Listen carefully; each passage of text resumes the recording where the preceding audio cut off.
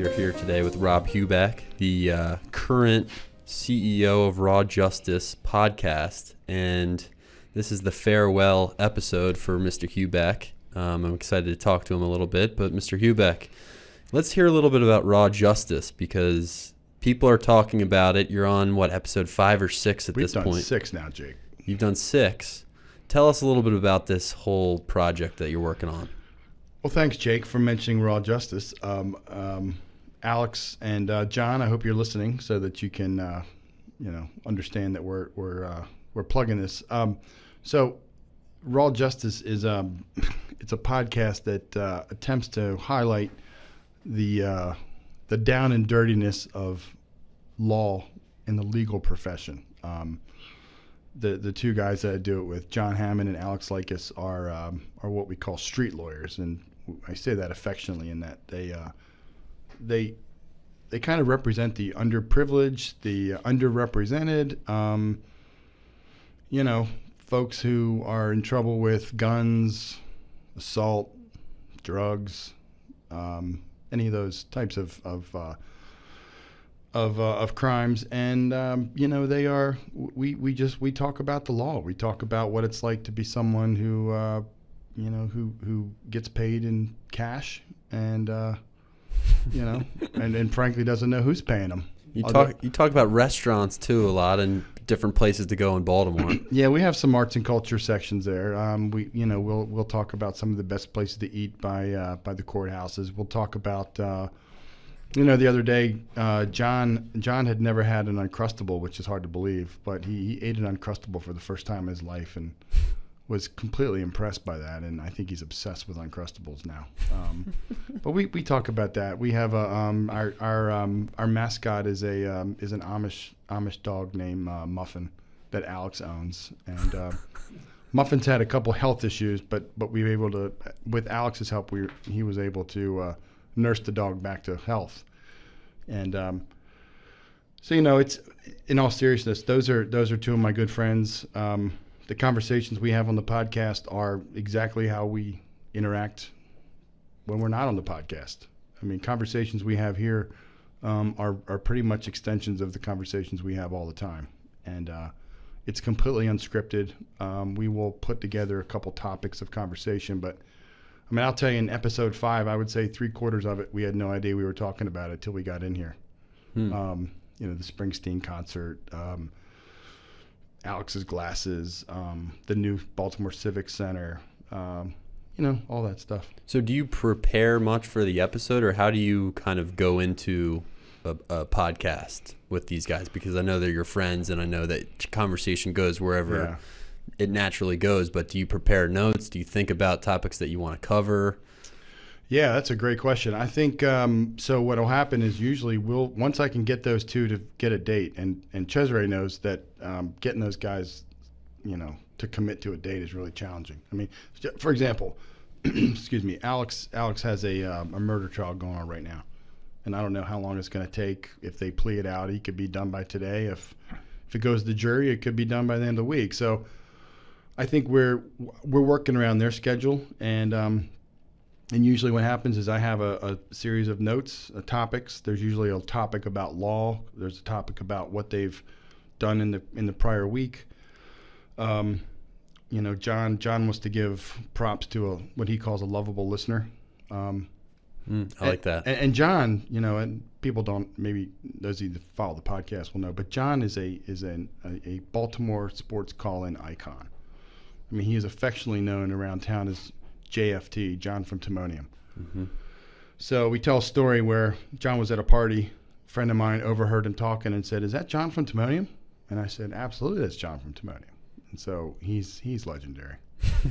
So the lovable listener piece was pretty much taken, I think, from his background as a call-in guy. He's been banned from a couple shows. I mean, he can get into it. He calls everybody. Yeah. He's a natural. I went to the first episode and got to observe you guys in the flesh. Now that you're on episode 6, what do you think that you've learned about podcasting in this kind of world? I mean, I feel like in the first couple of episodes that we recorded, I was constantly watching myself and trying to figure out ways to change things up and to make it better. What do you think you've developed so far? Well, one thing we've realized was that Alex has a little bit of asthma, so he's got to get away from the microphone, and we were just talking about getting a filter for him. But I think Alex was so upset with his asthma, or at least his heavy breathing, that he went to a doctor that week to see if he really needed some more medicine or whether he was dying. And the doctor said he needed probably some medicine. So he's on some medication for his asthma. I think what we realize is that you can't have one person talking and dominating the conversation because it's three of us, right? You have a dynamic where it's just you and a guest. But when there's three of us, John tends to talk a lot. We kind of reined him in a little bit. Alex was the star of the last show. And I'm just sitting there trying to keep it going. Because John could talk about Uncrustables for an hour. And I'm not sure that's what we want to do. Yeah, I think that's really, I listen to podcasts a good bit just in the car and on my own, and I feel like that's what a good host does, is poses good questions and then sits back and lets the guest, and really lets the factor of curiosity play into the podcast, because that's what people want when they're listening, is that their mind is going to the next question, and a good host, should ask that question.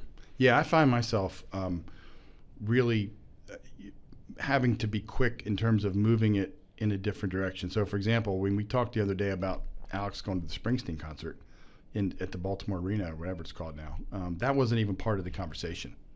But it came up, and we went with it, and then it turned into a lot of other things. And so I think as a host, you have to be able to, like you said, think about your audience. What would the audience want to know? How would, what would they want these guys to talk about next, right? How do you appeal to a wide range, right? You can't, some of the input we got from the first couple episodes was, this is only important for certain demographics, right? You have to figure out, if you want people to really listen to it, how does it appeal to a lot of different types of people, right? And every show might not be geared toward them, but there has to be something that keeps them coming the next time, right? So how you balance humor, seriousness. For us, it's legal stuff. Like I want to know, as someone that's not a lawyer, I want to know how you select a jury. Like, what are the keys to understanding how to get a jury selected when your guy or your client is facing a murder charge, right? So you have practical questions, but you also diverge and talk about the closest restaurant that's pretty good. You know, I like the blend of the serious intellectual questions and kind of the fun ones. Yeah, for sure. And that's how those guys are. They Alex and John, whenever they talk about their work, always do it kind of through the lens of making it humorous, right? And a little bit funny. And the new marijuana laws that are about to hit the book in July, right? Where essentially you smell marijuana coming from a car, that is not enough evidence to search a car anymore. Really? Yeah.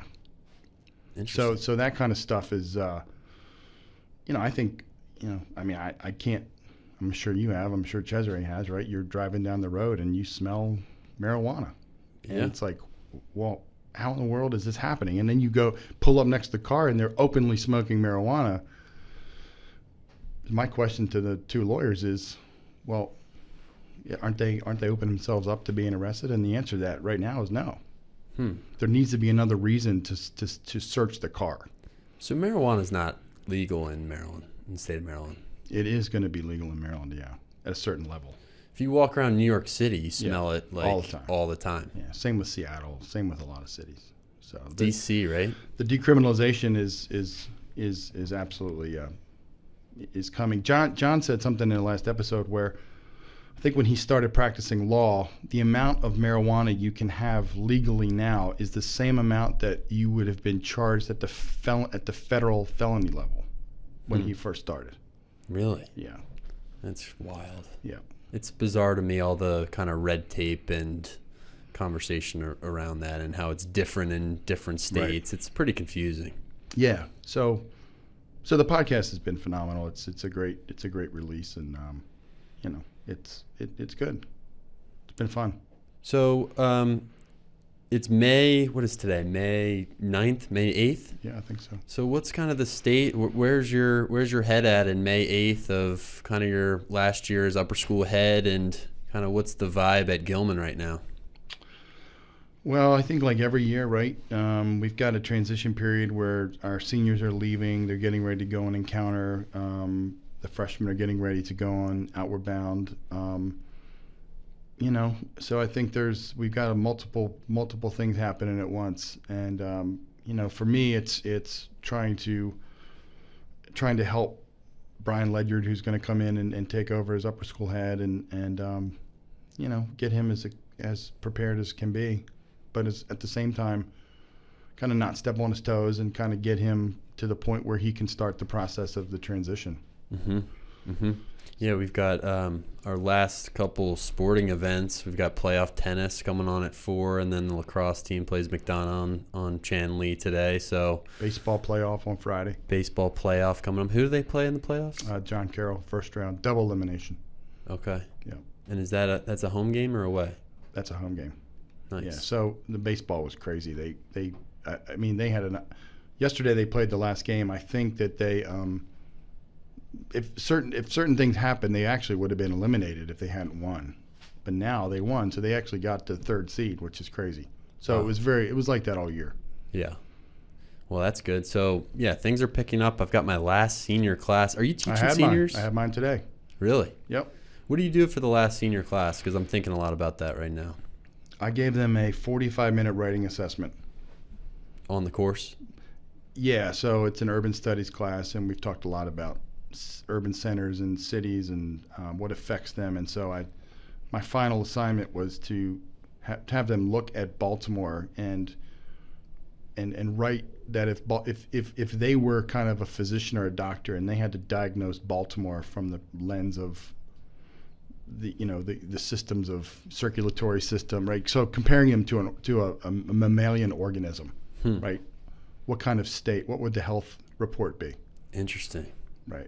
So I gave them seven of the systems, skeletal, circulatory, those, and I said, now I want you to write about 4 of them, and I want you to, from that perspective, tell me, right, where can you connect kind of a mammalian organism to a city, and then diagnose its health. Wow, that's an interesting topic. Yeah. That's a prompt that I think, were you having them do it on the computer? Or? Yeah. That's a prompt that I think ChatGPT would have a hard time writing on because it's so specific. Yeah, I think so. Look, here's my thing about ChatGPT.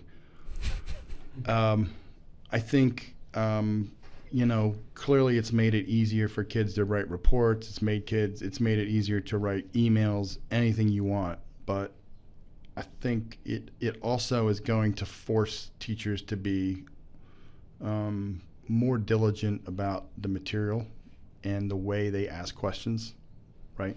You mean the prompts that they give out? Yeah, I think the prompts. Look, there's a lot of opportunity for teachers to be lazy in how they give assignments, and I think those teachers that are gonna find themselves dealing with a lot of ChatGPT problems are going to be the ones that don't necessarily think long and hard, and I think more intellectually about the prompts they offer. Yeah, I think that's true. I've been just recently I've been trying to have my students give presentations whenever they have a writing assignment due, because then you have to stand up, which is a skill in itself, to stand up in front of your classmates and eloquently deliver the information in a way that's not going to bore us, which is hard. And I've also been saying, and I am definitely somebody who does this a lot. If you listen to the podcast, I say like and sometimes, but I've been trying to get them to not do that in their presentations and in their video recordings, because I think that's a skill too. Yeah, it is. I do the same thing with my with presentations. I grade them on how clearly they articulate their point, whether they say and I have a bad habit of doing that too, but it's good for them to figure it out early. Yeah. Now, what do you think is the trick to teaching seniors in the second semester? Because I really find myself figuring out, as we said, different creative strategies to keep them engaged, because a lot of them are already in college. They're halfway out the door. They're thinking about other things. And I find it one of the more difficult courses that I teach is my second semester senior great short fiction class. Yeah, that's a great question. I think that for me in the subject area of urban studies, I think less is more, and I mean less in terms of the number of assignments you give, the number of. I think you have to look at it from the perspective of, look, I've got you from January until early May, right? The level of intensity, the level of interest is going to wane from week to week as we go through the weeks. I want you to challenge yourself and think about the world around you more than grades or assessments, right? So, I probably had 5-6 assessments all semester. We read probably 3/4 of the book We Own the City by Justin Fenton, which is about real people in a real event in the city in which they live in. So they can look up all the things on the map. They can look at the locations where guys were targeted. They can they understand, they hear Baltimore Police Department and they know who the main characters are. They can see it in the news. We can pull up newspaper articles. I think that what I like this last semester to be is a chance to basically take the pressure off of grade, right? Focus, right, and on. It's almost like an audit of a class. Right? Yeah.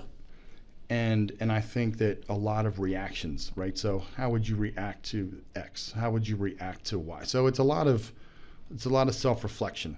It's a lot of here's what I think, as opposed to right or wrong answer. Yeah, I think that's good. Do you do a lot of discussion in that class? Are you talking to each other on a daily basis, or are you having them work independently for the most part?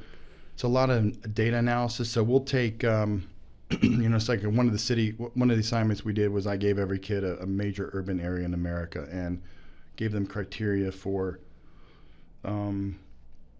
basically diagnosing that city based on, poverty, police, education, homelessness, right? All those things that you can, and what we did is we used Baltimore kind of as the model. So I didn't give them Baltimore. We did that together. And then I would send them off and do something similar to cities across America. And then we'd come back after they did their presentations, and then we would look kind of at some kind of macro questions like why is it that Cleveland, for example, is in worse shape than, let's say, Las Vegas? Or how would you distinguish those two cities? Right. One's a decaying urban, right, industrial city, and the other is a hub of entertainment and hospitality, right? And we could then overlap filters on there. So, for example, we would look at the idea of where in Las Vegas the most impoverished people live, or the most, or the minority groups, right? And you can look at that pattern. If you have the right data, you can say, okay, well, they live scattered throughout the city equally, right? Whereas in Cleveland or some older cities like Baltimore, you look at kind of what they call the black butterfly, and that's based on the history of Baltimore redlining and racial discrimination. So Las Vegas didn't necessarily go through that historical, right? Those historical times, right? And there could very well be redlining in Las Vegas, but it's certainly not. It certainly wasn't institutional like it was in Baltimore back in the 1800s and 1900s, right? So you can see, and then you take Baltimore and you take Washington and you take, other cities like Cleveland or Milwaukee, right, that had those same redlining laws. And it's interesting when you look at patterns of where the poverty is, right? Right. What are some of the cities that the students chose to do a deep dive on this semester? Yeah, so we looked at places like. So what I did is I tried to give them choices in different parts of the country. So we looked at, for example, Sunbelt states, cities like Orlando, cities like Tampa versus cities like Detroit, the urban kind of industrial, industrial Midwest versus Phoenix, Las Vegas, Austin. Austin's on the up and up, right? Houston, yeah. So I'm curious about what makes a city, I guess, like become popular automatically, other than the influx of jobs. Like I know Austin, Texas is a big hub for tech jobs. Yep. And I think the same is probably true for Charlotte, because I know Charlotte is booming right now. Banking, People are big bankers. banking. Yep. What are some of those cities right now that are on the rise, and like what is contributing to that? I mean, you look at cities like Phoenix, which is huge when you look at the metropolitan area, right? You get into Tempe, where Arizona State, which is, to the, I guess it's to the west a little. Yeah, it's just to the east of downtown, and then you've got Scottsdale, and then further out you've got hubs like Surprise and Glendale, right? And so what you see happening in a place like Phoenix, unlike other cities, is you've got a place like Scottsdale and downtown Phoenix where you have money, and you've got primarily rich white, and then what's happened is a lot of the Latino populations have moved outside of Phoenix where it's cheaper, like Glendale or Surprise or places like that. I think Las Vegas is booming. Really? Yeah. That's one place I've never been and have no desire. I think you should go just to see it and to compare it to other places that you've been. Like it is so far. It is so different from a place like Baltimore or Boston or a place like that. First of all, there's no one of the things that we talk about a lot is there are indicators that talk about average commute time to work, right? And in places like Las Vegas, there is no they have public transportation, but it's all above ground. It's all buses, right? There's no subway. There's no underground, right? Which is an interesting concept, right? Because it clogs streets, right? It just adds to the traffic woes. I mean, I can tell you this. I mean, having been in Phoenix just over in March, I would argue that commuting in Phoenix is worse than going to California or LA. Really sit in traffic? Oh my God, it's horrible. Really? Yeah, terrible. Yeah, I mean, LA has a like a light rail system, so you can take public transportation, right? Phoenix it's all cars. So you're not really a fan of going out there, other than to see your son? I like the weather, and I like the outdoorsiness of it. Yeah. And I would certainly live there, but I would certainly limit myself to how far I traveled. I would live someplace where everything I need was in a short distance. Yeah. I think that's one factor of, something that I consider that I feel like a lot of people don't really consider is convenience of things in life. That's like one thing that I really want in life is being able, like right now, have a 4-minute commute to my classroom in the morning is a game changer, and no stress. I'm not getting in my car and sitting in any traffic or sitting at any lights. It's huge. I agree. I absolutely agree with you. And I think as we look at cities through the class, I would ask them, where would you live? Would you live in a city where you had to get in a car all the time, or could you, or a city where you walk and can take public transportation rather easily? The newer cities, right? They've committed themselves to automobile travel exclusively, right? And I think, what we talk a lot about impact of COVID, and one of the things that has happened in cities is that restaurants have now moved out into the street a little bit, right? We have outdoor dining where you never have before, right? But we also think about, we look at this data that shows how many parking spots are in a city, right? And what happens if you tore down parking garages and told people they couldn't drive into the city, right? It would just have to take transportation and Uber or bike Lyft or walk, right? Yeah. Or you take, for example, in Baltimore, you make streets exclusively one way, right? Like, for example, maybe let me go back. Maybe you make like St. Paul Street two ways, and you make Charles Street simply a pedestrian street, right? Or a bike street. And you keep cars out of the city, right? I think there are cities in America that have used COVID as a way to kind of change how they do things. I think Pittsburgh, for example, has had some initiatives where they're using much more biking and hiking or walking as opposed to the emphasis on cars. Right? That's interesting. It makes me think about a lot of this office space that people aren't really going to the office as much, and the office space is just sitting there. I wonder what they can do about something, especially like New York City. There are so many of these massive skyscrapers, and people are just in their apartments. Like, I have friends in New York who are just sitting at their desk inside working. Yeah. I think it takes creativity. It takes a paradigm shift in terms of what cities are about, right? I mean, there are some cities that have gotten rid of parking garages, and they haven't necessarily gotten rid of the structure, but they've made that structure multi-purpose. So maybe they keep some parking spots, but they've also built office buildings and some apartments in these huge parking spaces, right? So, I mean, I think if you're going to cut down congestion in a place like Baltimore or other cities, there's a lot in the Northeast. You just have to get rid of parking spots. I mean, if you can't park, you can't drive in there, right? And you have to find alternative ways to get in. Right.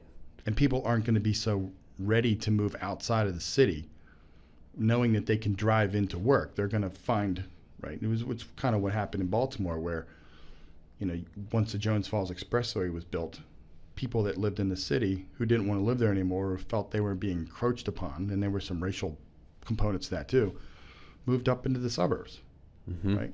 So my dad worked right downtown on Pratt Street, and he and my mom bought a house in Harford County, 40 minutes away. But he could drive in from 95 and then drive right into JFX without stopping at 1,000 lights. So if you were to, I assume that Baltimore, you've lived here most of your life. Have you lived in other cities? Nope. Always Baltimore. Always wow. Baltimore. If you could live in another city, which one would you want to experiment and try out? I would go to Phoenix. Really? Yeah. Even though there's traffic? Well, not in Phoenix downtown. I would be outside of Phoenix a little bit. Yeah. Yeah.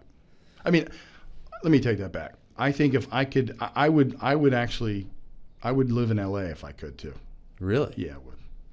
That's another place that I don't really have a crazy amount of desire to go to. There's too many people. I feel like, New York City, I go to New York City, I'm like, a weekend is good for me. There's too many people, too much going on, smells. It's expensive. I couldn't live in New York. I would be so claustrophobic in New York. Isn't LA similar, or is it more spread out? No, it's much more spread out. Yeah. And there are different pockets. Like, you can live near the beach. You can live up in the hills, right?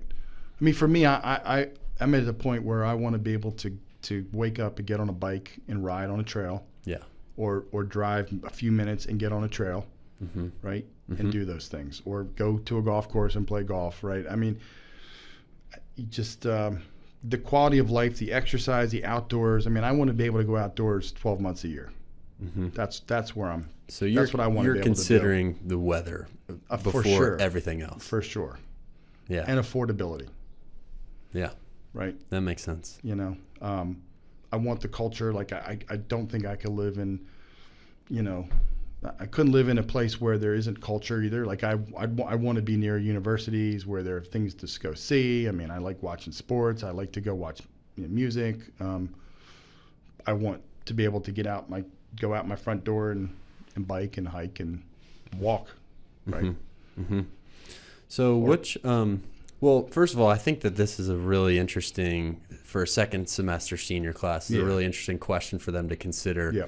Something that I asked my students a couple of weeks ago is, what are some of the most important decisions you'll ever make in life?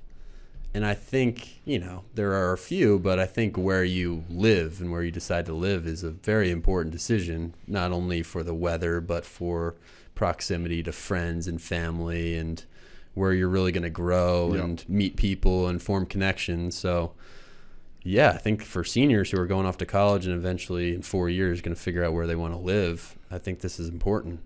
Yeah, I also have them do kind of the same. So we do this exercise with Baltimore where we look at, the number of people in poverty, the number of homeless, but I also have them do it for the city or town that they're going to go to college in. Yeah. So they have an idea of, like if you're going to the University of Richmond, what's Richmond like? Or if you're going to Columbia. Or if you're going to James Madison and you're in Harrisonburg, Virginia. Yeah. Like what's the racial makeup? What's the poverty level? How many people have advanced degrees? I mean, all that stuff, they're going to be there for 4 years. Right. I mean, presumably, maybe longer. And then maybe they don't leave. Yeah. I mean, it is a huge factor because, a lot of the jobs you'll be looking at right after college are going to probably be in that area. Yep. So might as well know what it's about and what the trajectory of the city is. Yeah, for sure. And I think, the college students in certain towns, there's always, there always seems to be this conflict with the people that live there, right? Because they're short timers. So, maybe you can understand a little bit about their perspective if you know what the town's like. Yeah, I think, I guess I didn't know too much about Baltimore before moving down here. I mean, I knew about Hopkins because my dad went here and I came down to Baltimore and lacrosse and was watching lacrosse games growing up. So I knew about that, but the only thing about Baltimore that I wish there was a little bit more of is kind of an outdoorsy culture that you would get in, like Denver or somewhere out west. That's the one thing that's missing for me, I think, because I don't really care about, a lot of my friends are in New York City. I can go up and see them when I need to, but the outdoorsy part, like you said, like getting on a trail and going for a hike, that's what's missing here for me. So true. And it's, you got to drive up to, Baltimore County or Patapsco out in Howard County to get a really good outdoor experience. You can take urban walks. I mean, my wife and I will sometimes park in Harbor East and walk all the way around to Federal Hill, and walk along the water, that's phenomenal too, right? Baltimore's an easy town. You can walk in Baltimore. But you're right. It's not, you've got to pretty much travel to get somewhere. It's not like Denver or other places, probably like Salt Lake City too, right? Where there's a real vibe that's outdoor. It's part of people's lives. I know here it's not part of people's lives. People do it, but it's not embedded in what you do as a Baltimorean. Yeah, like after work, your friends aren't going, for a hike for fun. No. So. No. How about San Francisco? Did you guys talk much about San Francisco? Because I've heard that the homelessness issue out there is getting incredibly bad and worsening. Do you know much about? We talked more about Oakland. Actually, yeah, and that was one of the cities that the students kind of dissected, and Oakland's in a tough spot too, right? They're probably going to lose their last remaining athletic team, which is the A's, who are going to go to Las Vegas. I think they're a victim of not being San Francisco, right? The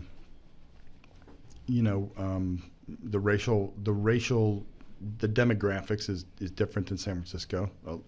African American population is large in Oakland, and I think that the issues that affect urban cities, especially urban cities where you have a large minority population, are under incredible amount of stressors.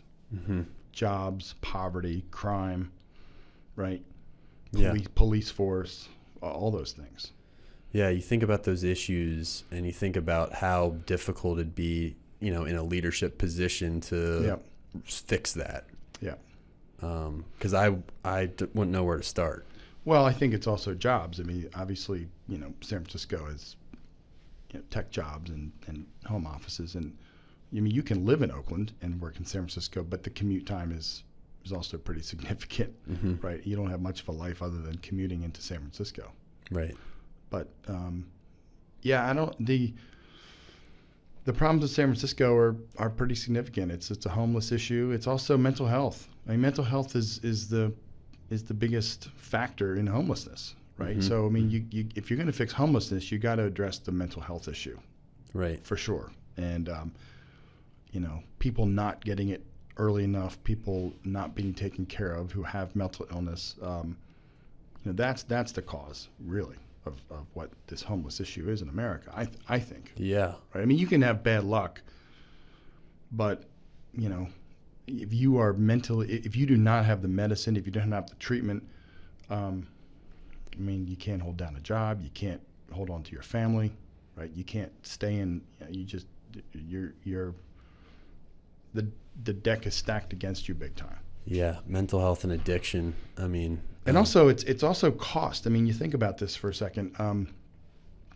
You know, the problem with San Francisco is it's so expensive to live in San Francisco. Right. I mean, you've got to be in tech or banking. So you're homeless, right? If you're going to live in, I mean, you've got to live outside of the city you got to get way out the city to afford it, right?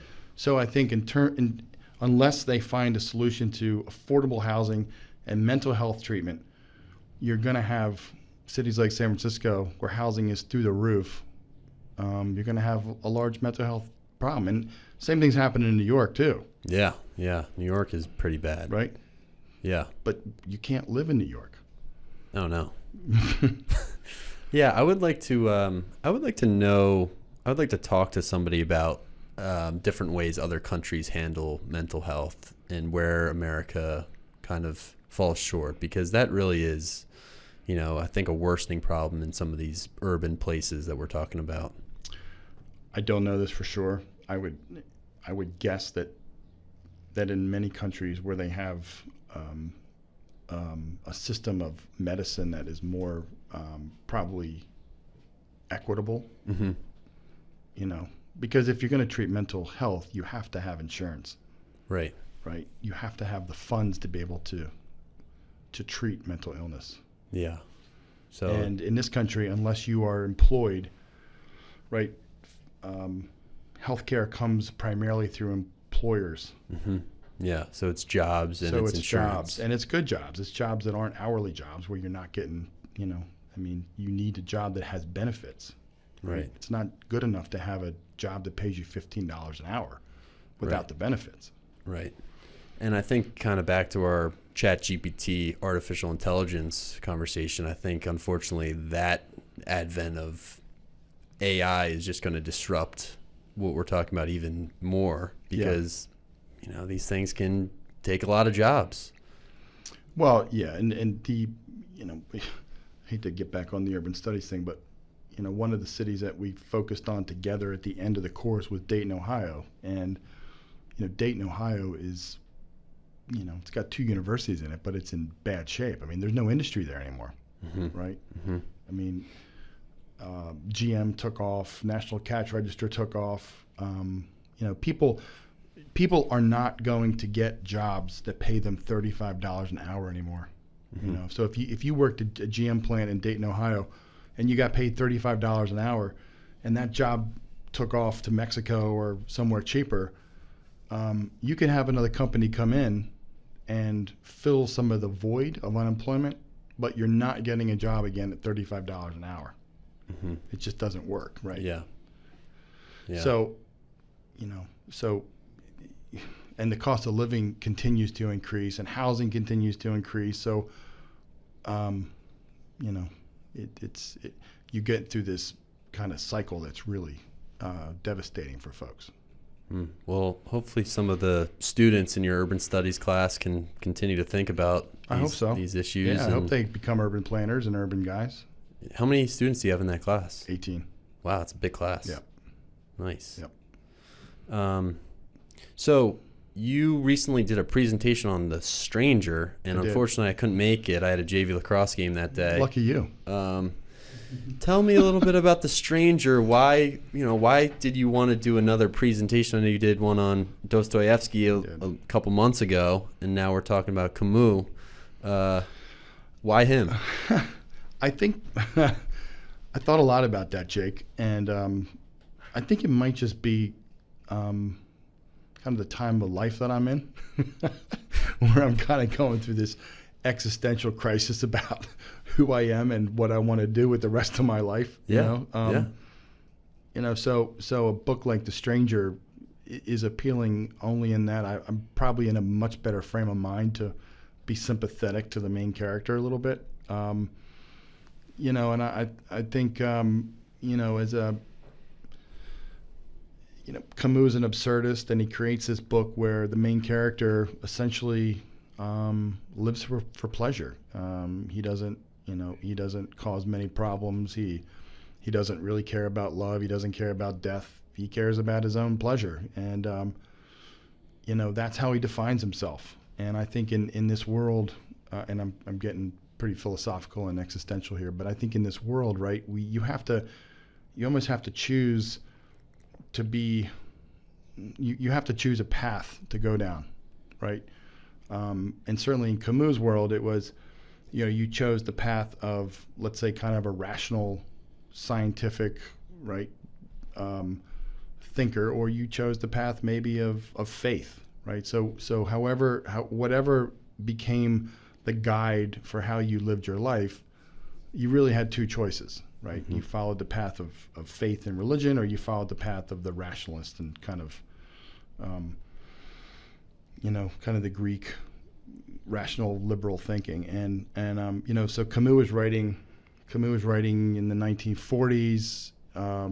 He's reacting to the cataclysms of the first half century of the 20th century, and wondering, this is all based on this focus on this rational world. The rational world, this world in which we are supposed to embrace because it's guided by man, it's guided by his values, has led us to this devastation, right? And this is post-World War I. Post-World War I, and really kind of right at the end of World War II. So you've gone through World War I, World War II, the Holocaust, the rise of totalitarianism, right? You've got millions of people that have died, they're displaced, there's no hope. And so Camus' book is about this character who really decides that he's just not going to follow any of those paths, right? He is going to be his own self. And the book itself has been translated also as what's called The Outsider. So if you look at it from that perspective, The Outsider makes more sense, frankly, because Meursault is kind of outside the constructs that have been created for us. Mm-hmm. Mm-hmm.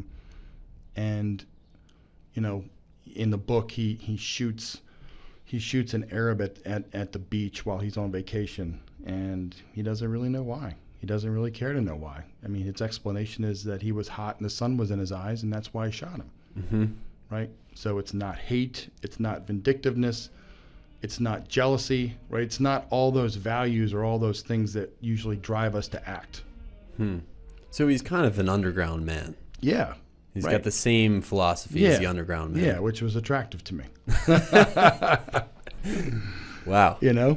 So that doesn't happen till the end of the book, right? The first 3/4 of the book is just kind of following him around, and it happens in the middle. In the middle, and then the second part of the book is Meursault on trial,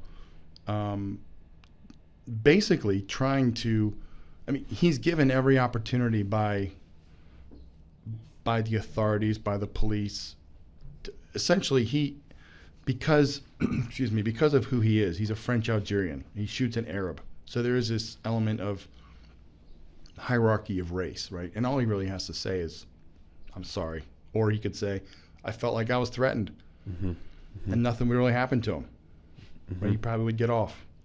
Right. But he doesn't, because he didn't feel that way. I mean, he's true, right? He's a true believer, right? Right. And so is it his first person narration? Is the story him telling? Yes. It is. Okay. Yes, he is.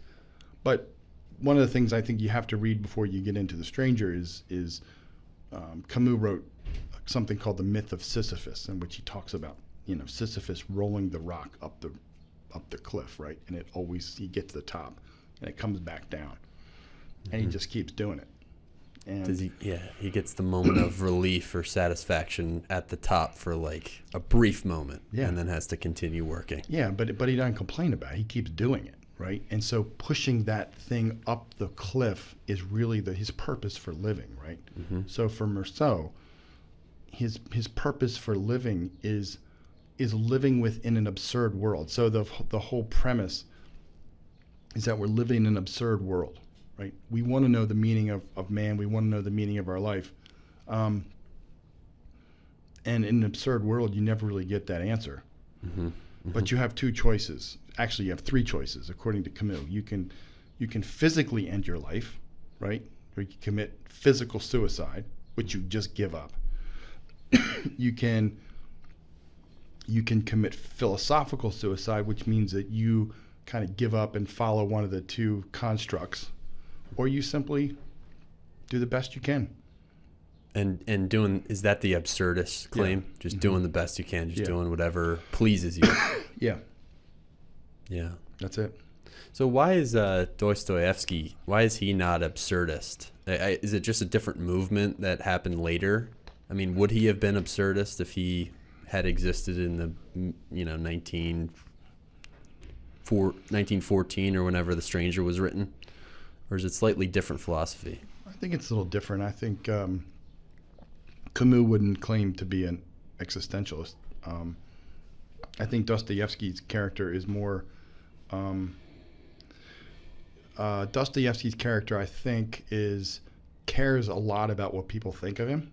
Mm-hmm. Right? And if you read it, he's very vindictive. He's very spiteful. And Meursault's not spiteful. Meursault doesn't even think of that value. But isn't sorry, isn't Raskolnikov in Crime and Punishment? I mean, doesn't he murder his neighbor, the landlord, just because? You know? Or he does it for a reason though? He wants the money. Yeah. So, it's interesting when you one of our colleagues read The Stranger a long time ago in a French literature class, a French language class, and said he hated it. And I said, well, I think it's really hard to understand The Stranger unless you have the context in which, A, he's writing it, B, the philosophy of existentialism. I think you need to know a little bit about, the whole movement of existentialism from Nietzsche, up to those at the turn of the century. I think it's important that you know a little bit about, people like Picasso, right? Even from the perspective that Picasso is also painting in this world that he doesn't quite understand, this world that's chaotic, right?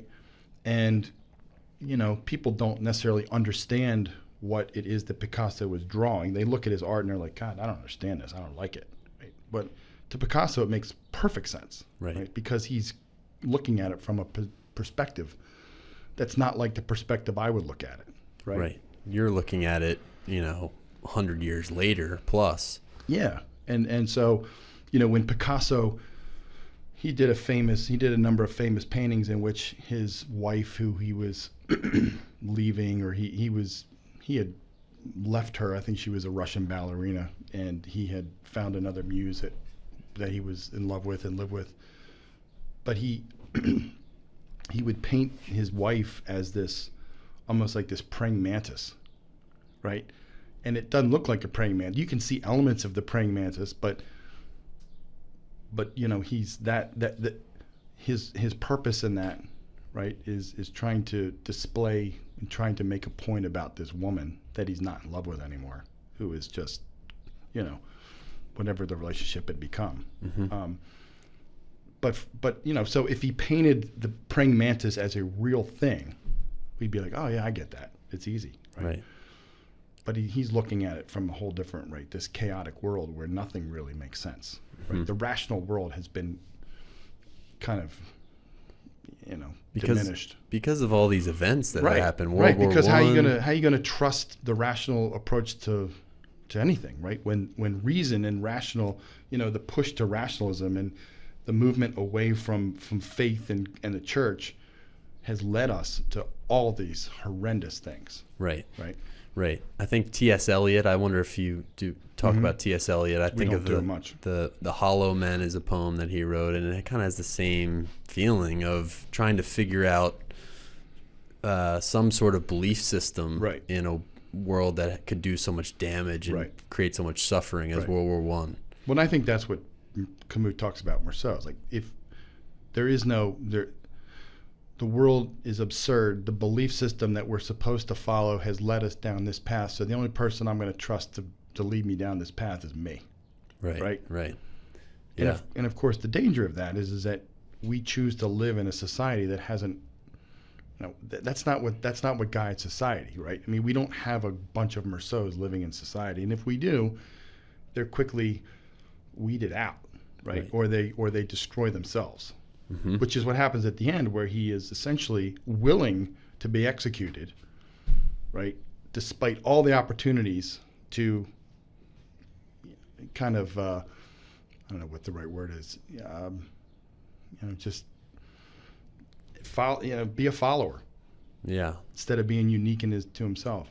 He's a total outcast. Oh yeah, and there's the great scene at the end where he yells at the minister for trying to tell him, I have forgiven you. You need to forgive yourself. And he's like, forgive myself for what? I mean, I didn't do anything wrong. I mean, I mean, he doesn't look at it from the traditional values, right, of right and wrong. He just does it. He just did. And there is no, he can't comprehend. The other side is looking at what's just, and he doesn't even know what justice is, because justice implies you've done something in violation of what, right? Of what the society what the society says is how we should act. Yeah. So he's outside of all these rules, restrictions, and made up values. Right. He's acting on his own like an animal almost. So the question a lot of the kids ask is, well, did something happen to him? Like, how did he get that way? Right? Like, the book opens up where he says, my mother has died today. I got to get on a bus and go to her funeral. And he's completely inconvenienced. You can tell that, this is like the biggest pain for him, to have to go in the heat, ride a bus, and take care of his mother. Right? And they actually use that against him in the trial. They basically say, well, look, he didn't really care about his mother. He didn't show any compassion. Right? He didn't cry. He didn't cry at his mother's funeral. Yeah. Yeah, I remember that part. And it's like, well, you cry because you feel sorrow. You feel pain.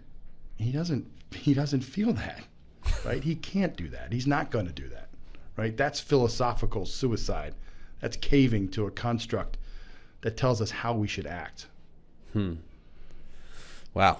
Yeah, it's interesting. How about other Camus books that we can read other than The Stranger? I know there was one, The Plague, that came out. Yeah, I think The Plague is a good one. I mean, I have to say I'm not a Camus devotee. And the reason I really picked this book was because I wanted to give the kids an opportunity to read something that was kind of post World War II, kind of modern, almost kind of this modernist view that was, I think, short. Yeah. And fairly easy to read. I mean, Rousseau is complex, and it drives kids nuts to think that this guy, all he's got to do is apologize, and he's not going to go to jail or probably be executed, but he won't do it. So that's perplexing to them. But physically, reading the book is not hard. So it's second semester. Yeah. Like, we're not going to read, some long thing. I've done that before too, like a 900-page novel, and that was brutal. Yeah, it's tough. Well, all right, Rob, anything else that we need to cover today on episode 123, Farewell Tour? Man, look at you, 123, Jake. Yeah, once you get into it, I mean, you're already on episode 6. Yeah, we're, I'm not sure we're going to make, well, we'll see if we make 123. I mean, it would be nice. I'll have more, are you going to get some some guests on, you think? I think so. We're trying to find the right one for the first guest. Do they have to be in law, or can they be just anybody? Like, can you get some restaurant owners? Yeah, or that's a good question. I'm not sure. We're still trying to debate who that first person. I mean, we have lots of lawyers that we could choose from, but Yeah. we got to hit. I want to hit a home run with that first guest. Right. And I don't know. We've been talking about who that might be. We also want to be able to kind of expand our listenership. And so if we can bring a guest on that has an avenue to a whole different group of people, that might help too. So, you know, I mean, a lot of people want to be on it. What you find, you probably find this, is a lot of people want to do this. Yeah. They want to be heard. They want to share. They want to share their. They want to share themselves. Of course. Right. Yeah. So, yeah, I mean, it's been a long journey, and you know, Gilman's been good, and you know, one of the best things about Gilman is I can sit with you and Cesare and talk about The Stranger and classes, and that you have the opportunity to do this, right?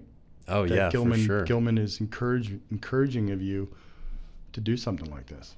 Yeah, that's why it's an amazing place, I think, is that you could start a project kind of on your own. Yep. And if you're a student, you could start your own club. Yep. And, you know, we had Luke Wardworth on here, and he started the sailing club, Yep. and now he's going off to college, and Yep. it's growing a little bit. We talked about Paragon at Assembly a couple weeks ago. Yeah, it's just the best part is that you have some independence here to do what you want, and you get a green light. Yeah. Hopefully. It's a great place, and I'm going to miss it. I'm not going far. I will always stay in tune, and I'm always here if they need me for anything. But you know, it's kind of like being a parent, right? At some point, you gotta move on and let folks do what they need to do and not get in the way. Right. I think you know, people become you become less tolerant, you become less open-minded, and when it gets to that point, I think you do more harm to an institution by staying than you do, you know, leaving, right? And letting people who have been empowered now to go off and do their thing, right? You become you don't see everything that you need to see after you've been doing it for a little while. Yeah. Well, you don't have to answer this, but do you have any idea of what's next for you? Yep. Do you want to be around, or do you want to teach still? So I am going to go into the world of kind of consulting and placement. You know, I think in my 30 years of teaching, 20 years at Gilman and 9 years as assistant, as head of upper school, you know, I think there are a lot of opportunities to share some of the things that we've done here at Gilman with other places. You know, what you find interesting is that when you talk to different schools, they always want to know what Gilman's doing. How's Gilman do it, right? And when you're here, you're like, oh, we don't do this the right way, or we could do this so much better. And what you realize is that, well, other schools aren't doing it that way either, and nor are they at the point where we are, right? So, I mean, it's a testament to all the incredible people here and the ability to do these things, like having a podcast, right? Like when I tell people that that you're doing a podcast, you have about 100 and some episodes. Who do they talk to? Well, we're talking to alums, we're talking to teachers, we're talking to kids. Wow. Yeah, it's like, yeah, you can do it. Right. You know? So I think a lot of schools are in need of an outside voice to kind of tell them, A, they're doing it the right way, B, they're doing it incorrectly, at least in my view, or C, you've got the ability to do it, but you need to make a few changes here, or have you thought about this? Right.